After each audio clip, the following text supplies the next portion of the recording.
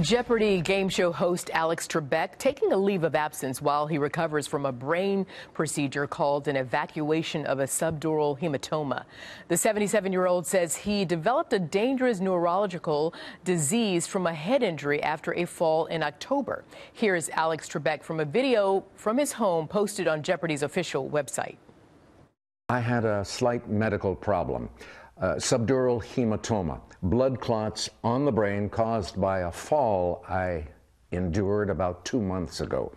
Surgery was performed, the prognosis is excellent, and I expect to be back in the studio taping more Jeopardy programs very, very soon. Dr. Paul Sapphire is a vascular neurosurgeon, Atlantic neurosurgical specialist, and Alex Trebek looks great. I'm happy to see that, Dr. Sapphire. But first, if you would explain to us what is a subdural hematoma and how does it affect the brain? So subdural hematoma is a collection of blood that accumulates between a membrane that's just outside the brain and between the brain itself and that membrane. And so I have a model of a skull here and a brain. If I were to take off the bone that is a skull, you see the brain underneath, and between the brain and the skull is a space, and that's where a subdural hematoma would accumulate and can potentially put pressure upon the brain. And how does that affect the function of the brain? It can be varied. So there's a couple different types of subdural hematomas. There's an acute subdural hematoma, which is when we think of people in severe accidents or motor vehicle accidents or collisions. They can develop an acute collection of blood that rapidly expands and can thrust somebody into a coma or even kill them.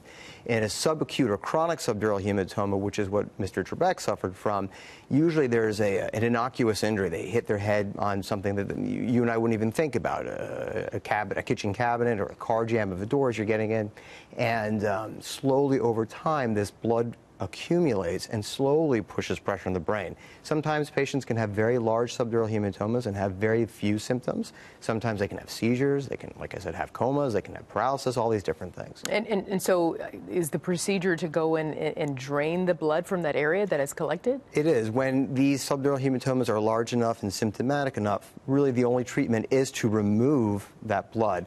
The best way to do that is to open up the skull one way or the other, depending upon where that collection is, and physically go in, drain that collection. Oftentimes we place a small little plastic tube or drain in there, keep that in place for a few days, and then over time the brain, as that hematoma is evacuated or removed, the brain will re-expand up. Oh, that's good. So Mr. Trebek, who looks fantastic in that video, I'm happy to see that, he can, after the surgery, which took place mid-December, he can have full functionality of his brain and everything, can go back to work as he just promised? People can make complete recoveries from this, as you can imagine. There's a tremendous spectrum as to how people might do.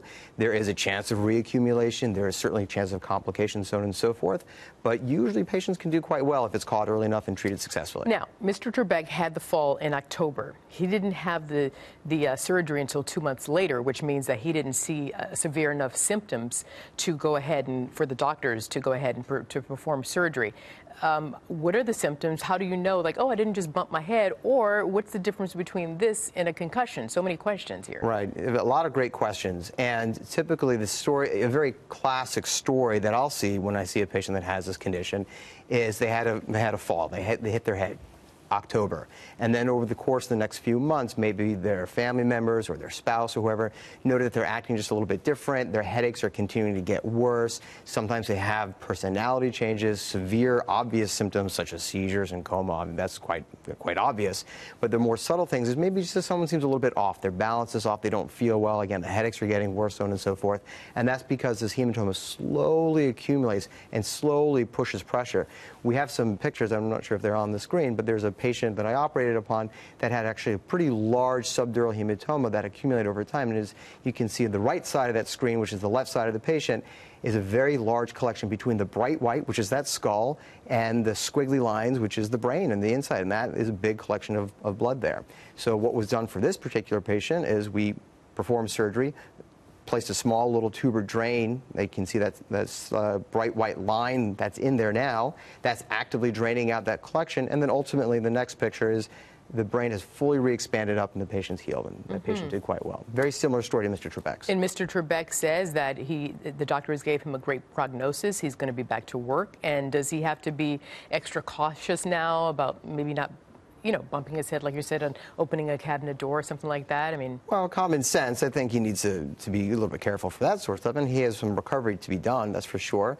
But he seems like he's doing great. I'm sure he'll make a complete recovery. oh, that's really good to hear. Dr. Paul Sapphire, sometimes we have your wife, Dr. Nicole Sapphire, on with us. She's great. She is. You're as equally as great. So Happy New Year to you, and thanks for Happy coming New to explain this very important story to us. Thank you. Thank you.